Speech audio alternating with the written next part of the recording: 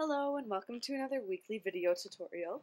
This week I'm going to be focusing on a clean and simple card using my favorite new Jenni Bowlin Studios inks.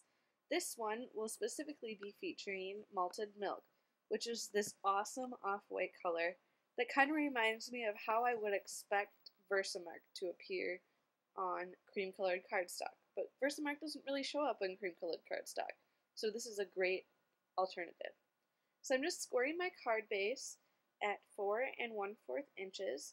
And you can see here, I left this whole scoring part in because I wanted to show you how I do it. I score it really lightly on both sides 3 times. And that way it makes a nice clean fold. And then I fold it in half, run the the bone folder over it. And then I actually flip it inside out. And that is the front of my card. I've just found that that's the most effective way to make a perfect card base every time. That way you never have any cracked edges or anything like that. And clean and simple cards are really all about making the smallest details perfectly clean. So I'm just going to start out by stamping this border strip across the bottom. So I'm going to adhere my card base to my work surface with some temporary adhesive, just to keep everything in place while I do this, so it doesn't shift. This stamp set is by Studio Calico, and it was released a couple months ago. It was a limited edition, so I don't think it's available anymore, but this would work with any border stamp or any small stamp that you wanted to stamp across the front of the card. So with any long border strip like this, or sentiment, I just drop it on the table a couple times to get it where it drops straight, exactly how it was manufactured. And then I'm just looking at it to make sure that it's straight, and I decided that it was. So what I'm going to do is I'm going to ink it up with this wonderful Malted Milk ink, and I'm just in love with these inks from Jenni Bowlin Studios. They're from Ranger, so they're super high quality inks, and I get a great impression every time. So I'm just going to ink this up and flip it over and stamp it right back down on my card base, keeping a little bit of room at the bottom because I'm going to end up putting a little piece of cardstock there. So I'm just stamping it down, making sure even pressure is applied.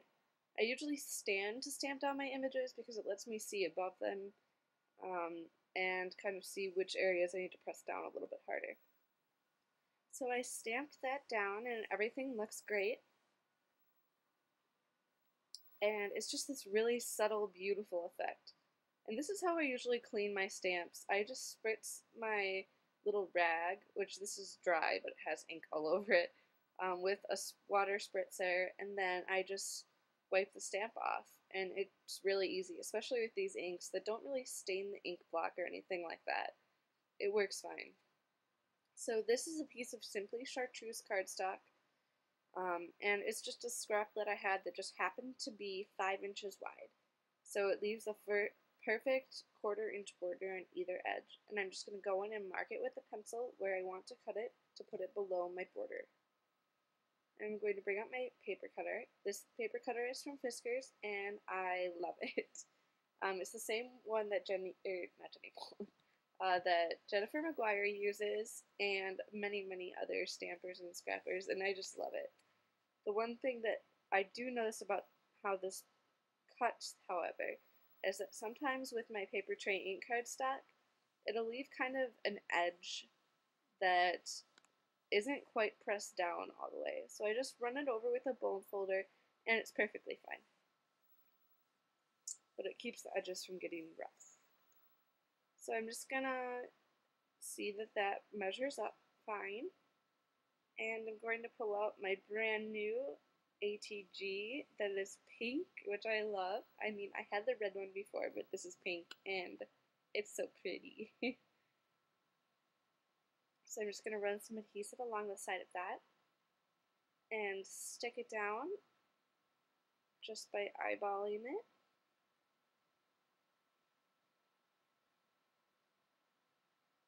There we go. And then I'm going to do the same thing to the top, where I'm going to line it up with the border and then mark it with a pencil where I want to cut it. And that just makes it easier than measuring, because honestly, I'm all for measuring. And I do a lot of measuring on my layouts, but when it comes to cards, it's almost better to draw it with a pencil line than measure it, because sometimes you don't measure correctly, and then you have to cut a whole new piece. Not worth it to me. So I decided that is just a little bit too long. Actually, I haven't decided that yet. I'm going to go over it with the bone folder again around the edges just to kind of smooth them down. I think it gives it a more finished look, honestly. And now I decided that it's a little bit too long. I'm just going to cut off a little tiny sliver.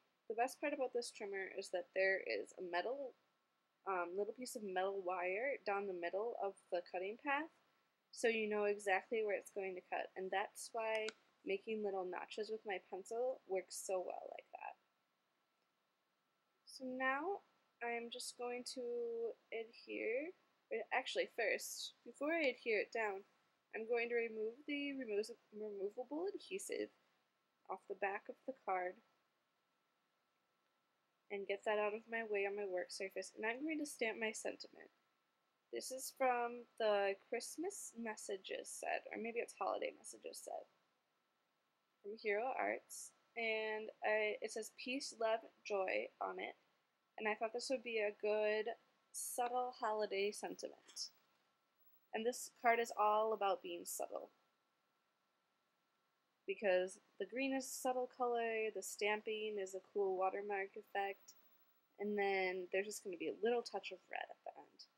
So I inked this up with the navy, it's called Spice Tin ink from Jenni Bowlin Studios, and I stamped that down, and it's stamped perfectly. I just love this ink so much. It's the perfect navy color, and I didn't really want the starkness of black, so I thought this would be a good idea. So now I'm going to use my ATG and stick it down to my card.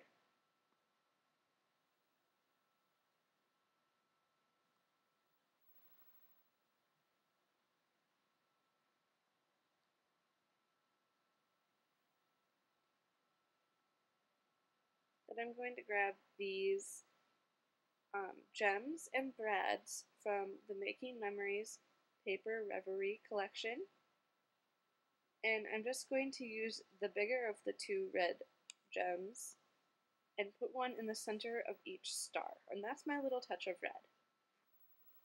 And I thought that just adding a little bit of sparkle, a little bit of bling, would really make this card pop. And that's really what makes the card so special. It's just a couple little touches, and it makes really easy, quick, and simple cards. So I added all of the gems, and now I'm going to go through and go around the outside of the green part with a white gel pen. And this is my favorite, the Signo Uniball, which you can get through 2Ps and Stampin' Up, and I usually buy mine at Archivers. So I went around the whole outside, and there's the card.